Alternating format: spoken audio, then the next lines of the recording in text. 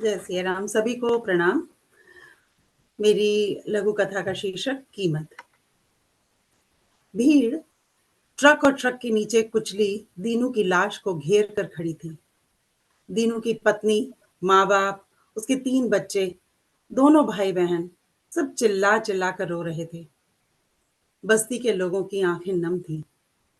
आलूओं की बोरी से भरे ये ट्रक रोज यहाँ से जाते, पास की मंडी में फुटकर खरीदारों की लारियों में अपने बोरे लाते और फिर खाली होकर इसी सड़क से गुजरते। दीनू इसी मंडी में सुबह 5 से शाम देर तक बोरे लाता उतारता, पर आज जाने कैसे अचानक अपनी जिंदगी का बोरा उसने काल के कांधों से उतार दिया। सुबह का समय, लोग अपने अपने कामों पर जाने को निकल रहे थे। सड़क पर भीड़ बढ़ती देखकर ट्रक ड्राइवर ने पैंट की पिछली जेब से बटुआ निकालने को हाथ लगाया कि दीनू का एक साथी रोते हुए बोल उठा। रोज कहता था, हमसे अच्छे तो ये आलू के बोरे हैं। एक बार घर आ जाएं तो कई दिनों तक घर वालों का पेट भरें।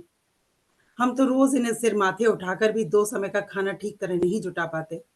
और देखो, अब उन्हीं बोरों के ट्रक ने इसे कुचल दिया। ट्रक ड्राइवर के तेज दिमाग ने पलटा खा कुछ हिसाब किताब लगाया, हाथ पर से हटा, ट्रक खोलकर भीतर जाकर 2 बोरे आलू उतरवाए और दीनू के परिवार के पास जाकर बोला, ये 2 बोरे आलू रख लो। यूं तो जाने वाले की ही पूरी गलती थी। जाने कहां से मेरे ही ट्रक के सामने आकर मरना था इसे। फिर और झुंझलाई पर एहसान करने वाली आवाज में बोला, देखो, पुलिस आई तो मैं कुछ नहीं कर पाऊंगा। ट्रक का मालिक आएगा और ये भी नहीं देगा। पुलिस कचहरी के चक्करों में तुमको कमाने तक की फुर्सत नहीं मिलेगी। भूखे मरोगे सा। नम आंखें अचानक इस कठोर सच के भविष्य में स्थिर हो गई। दीनू की बीवी और बच्चों के गले में आवाजें फंस कर रह गई। दीनू का बाप कुछ पल को दीनू की कुचली लाश को सांस थामे ताकता रहा। बच्चे आंखें पोंछकर चोर निगाहों से बोरों की तरफ देखने लगे। उनकी निगाहों में ही जैसे सबकी आंखें आ समाईं। कुछ देर बाद दीनू के पिता की रुंधी आवाज गूंजी, आओ रे, उठाओ इन्हें, उठाओ। बहुत बहुत धन्यवाद।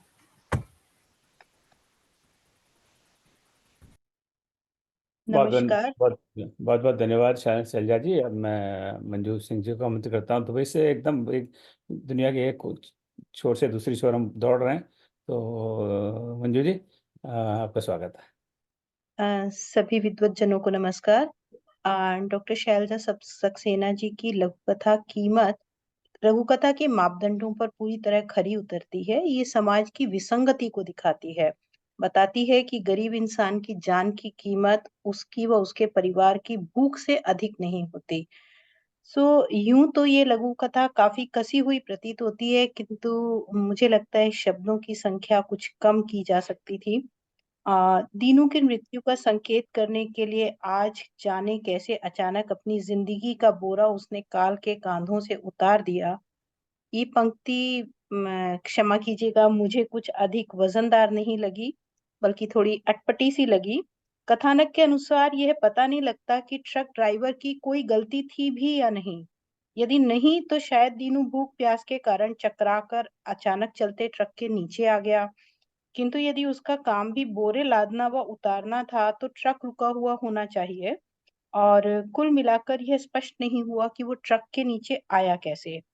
फिर ट्रक ड्राइवर भी कोई संपन्न व्यक्ति तो होता नहीं है। उसकी भी मजबूरी दिखाई जा सकती थी कि उसके पास जो भी रुपए हैं वह उन रुपयों को अपनी बीमार बच्ची की दवा या उसके स्कूल की फीस देने के लिए बचाना चाहता था।